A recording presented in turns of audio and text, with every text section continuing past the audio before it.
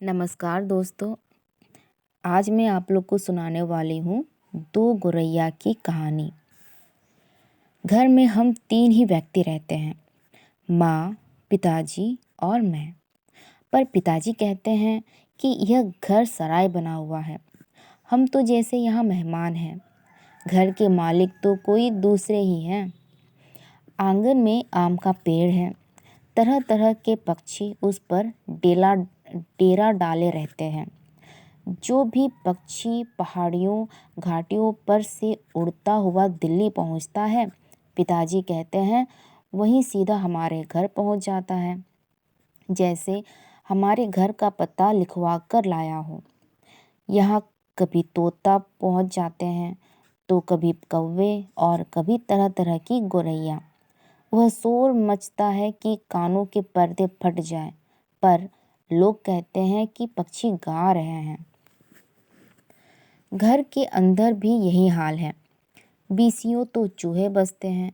रात भर एक कमरे से दूसरे कमरे में भागते फिरते हैं। वह धमा चौकड़ी मचाती है कि हम लोग ठीक तरह से सो भी नहीं पाते। बर्तन गिरते हैं, डिब्बे खुलते हैं, प्याले टूटते हैं। एक चूहा अंगीठी के पीछे बैठना पसंद करता है। शायद बुढ़ा है, उसे सर्दी बहुत लगती है। एक दूसरा है जिसे बाथरूम की टंकी पर चढ़कर बैठना पसंद है। उसे शायद गर्मी बहुत लगती है। बिल्ली हमारे घर में रहती तो नहीं, मगर घर उसे भी पसंद है और वह कभी कभी झांक जाती है। मन आया तो आकर दूध पी गई, ना मन आया तो बाहर से ही फिर आऊंगी कहकर चली जाती है। शाम पड़ते ही दो तीन चमगादड़ कमरों के आर पार पर फैलाए कसरत करने लगते हैं। घर में कबूतर भी हैं। दिन भर गुटुर गू का संगीत सुनाई देता रहता है। इतने पर ही बस नहीं, घर में छिपकलियां भी हैं और बर्रे भी हैं और चींटियों की तो जैसे फौज की छावनी डाले हुए हैं। अब एक दिन दो गौरैया सीधी अंदर घुस आई और बिना पूछे उड़ उड़कर मकान देखने लगी। पिताजी कहने लगे कि मकान का निरीक्षण कर रही है कि उनके रहने योग्य है या नहीं। कभी वे किसी रोशनदार पर जा बैठती तो कभी खिड़की पर। फिर जैसे आई थी वैसे उड़ भी गई। और 2 दिन बाद हमने क्या देखा कि बैठक की छत में लगे पंखे के गोले में उन्होंने अपना बिछावन बिछा लिया है और सामान भी ले आई हैं और मज़े से दोनों बैठी गाना गा रही हैं। जाहिर है उन्हें घर पसंद आ गया था। माँ और पिताजी दोनों सोफे पर बैठे उनकी ओर देखे जा रहे थे। थोड़ी देर बाद माँ सिर हिलाकर बोली, अब तो ये नहीं उड़ेंगी। पहले इन्हें उड़ा देते तो उड़ जाती। अब तो इन्होंने यहाँ घोंसला बना लिया है।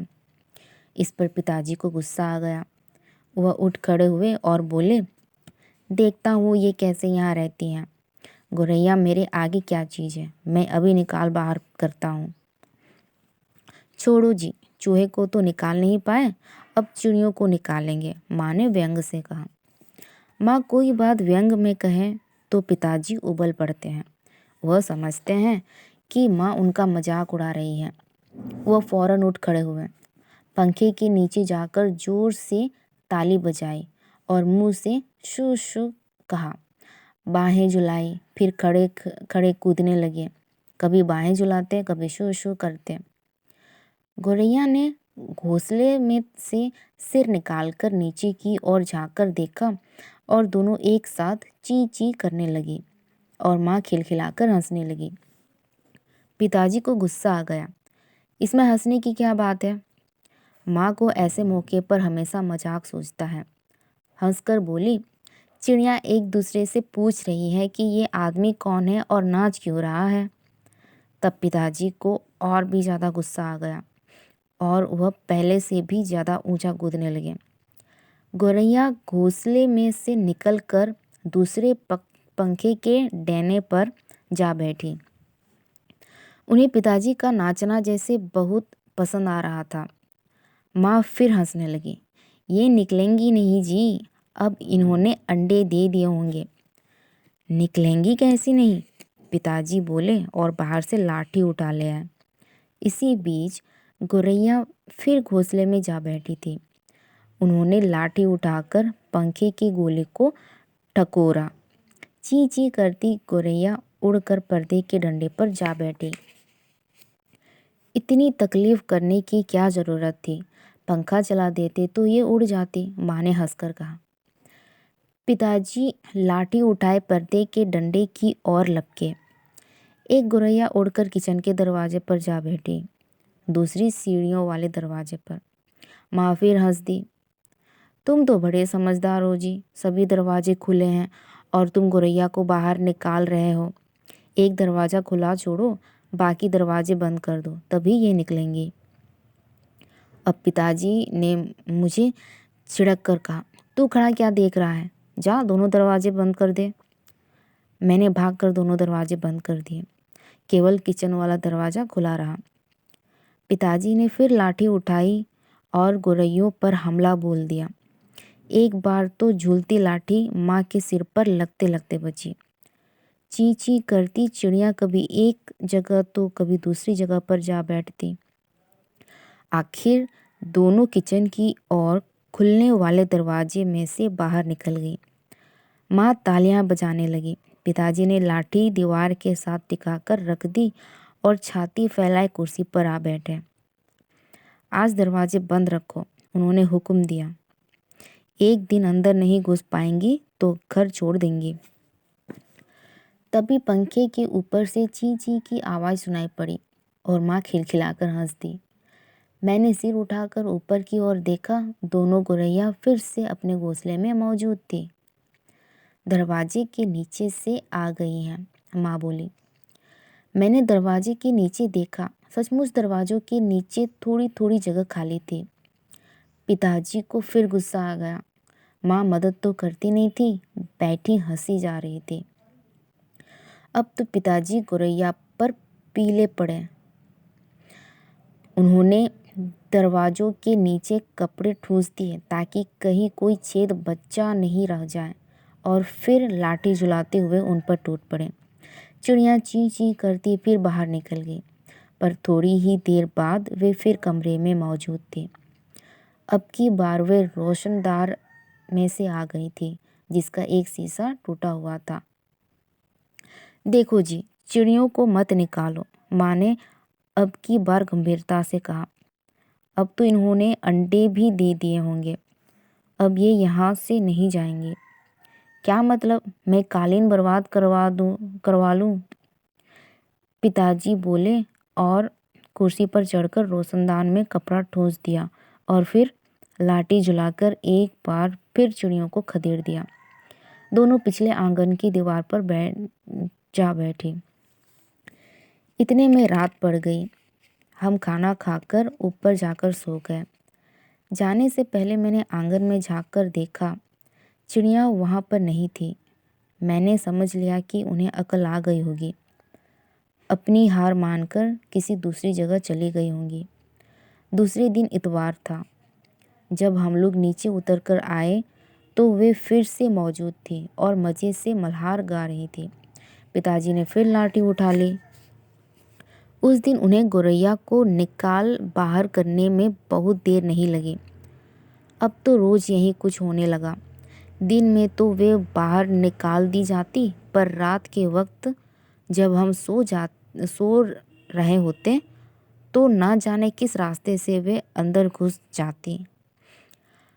पिताजी परेशान हो उठे। आखिर कोई कहाँ तक लाठी झुला सकता है? पिताजी बार बार कहे, मैं हार मानने वाला आदमी नहीं हूँ, पर आखिर वह भी तंग आ गए थे। आखिर जब उनकी सहनशीलता चुक गई तो वह कहने लगे कि गौरैया का घोंसला नोच कर निकाल देंगे, और वह फौरन ही बाहर से एक स्टूल उठा लाए। घोंसला तोड़ना कठिन काम नहीं था। उन्होंने पंखे के नीचे फर्श पर स्टूल रखा और लाठी ठेलकर स्टूल पर चढ़ गया। किसी को सचमुच बाहर निकालना हो तो उसका घर तोड़ देना चाहिए, उन्होंने गुस्से से कहा। घोंसले में से उन अनेक तिनके बाहर की ओर लटक रहे थे। गौरैया ने सजावट के लिए मानो झालर टांग रखी हो। पिताजी ने लाठी का सिरा सूखी घास के तिनकों पर जमाया और दाईं ओर खींचा। 2 तिनके घोंसले में से अलग हो गई और फरफराते हुए नीचे उतरने लगे। चलो 2 तिनके तो निकल गए, माँ हंसकर बोली, अब बाकी 2000 भी निकल जाएंगे। तभी मैंने बाहर आंगन की ओर देखा और मुझे दोनों गौरैया नजर आई। दोनों चुपचाप दीवार पर बैठी थी। इस बीच दोनों कुछ कुछ दुबला गई थी, कुछ कुछ काले पड़ गई थी। अब वे चहक भी नहीं रही थी। अब पिताजी लाठी का सिरा घास के तिनकों के ऊपर रख कर वहीं रखे रखे घुमाने लगे। इससे घोंसले के लंबे लंबे तिनके लाठी के सिरे के साथ लिपटने लगे। वो लिपटते गए और घोंसला लाठी के इर्द गिर्द खींचता चला आने लगा। फिर वह खींच खींच कर लाठी के सिरे के इर्द गिर्द लपेटा जाने लगा। सूखी घास और रुई के फाहे और धागे और थिगलियां लाठी के सिरे पर लिपटने लगी। तभी सहसा जोर की आवाज आई, ची ची ची ची। पिताजी के हाथ ठिठक गए। यह क्या गौरैया लौट आई हैं?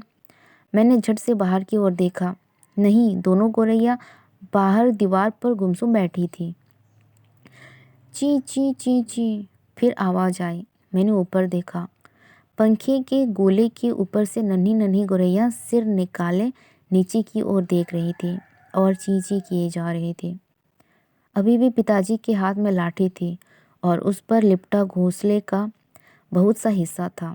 नन्ही नन्ही 2 गौरैया वे अभी भी झांके जा रही थी और ची ची करके मानो अपना परिचय दे रही थी। हम आ गए हैं। हमारे माँ बाप कहाँ हैं? मैं अवाक उनकी ओर देखता रहा। फिर मैंने देखा पिताजी स्टूल पर से नीचे उतर आए हैं और घोंसले के तिनके से ही लाठी निकालकर उन्होंने लाठी को एक और रख लिया है और चुपचाप कुर्सी पर आकर बैठ गए हैं। इस बीच माँ कुर्सी पर से उठी और सभी दरवाजे खोल दिए। नन्ही चिड़िया अभी भी हाँप हाँप कर चिल्लाए जा रही थी और अपने माँ बाप को बुला रही थी। उनके माँ बाप झट से उड़कर अंदर आ गए और ची ची करते उनसे जा मिले और उनकी नन्ही नन्ही चोंचों से चुग्गा डालने लगे। माँ, पिताजी और मैं उनकी ओर देखते रह गए। कमरे में फिर से शोर होने लगा था, पर अब की बार पिताजी उनकी ओर देख देख कर केवल मुस्कुराते रहे।